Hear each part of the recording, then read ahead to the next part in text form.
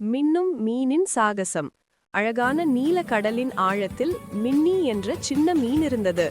உயரமான மலைக்குச் சென்று சூரிய உதயத்தை பார்க்க வேண்டும் என்பதே மின்னியின் ஆசை. ஆனால் மற்ற பெரிய மீன்கள் மின்னியை கேலி செய்தன. நீ ரொம்ப சின்ன மீன் மின்னி, உன்னால் முடியாது என்றன. ஒரு நாள் மின்னி ஒரு மினுமினுக்கும் நட்சத்திரத்தை பார்த்தது. அந்த நட்சத்திரம் கடலுக்குள் தவறி விழுந்திருந்தது.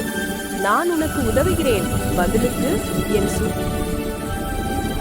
கனவை நனவாக்க நீ உதவ வேண்டும் என்று மின்னி கேட்டது. நட்சத்திரம் சம்மதித்தது. மின்னி நட்சத்திரத்தை பிடித்துக்கொண்டு மேலே நீந்த ஆரம்பித்தது.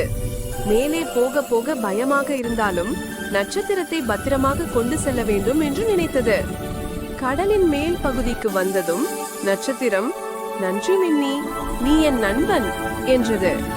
மின்னி தன் கனவான சூரிய உதயத்தை பார்க்க வேண்டும் என்று கேட்டது.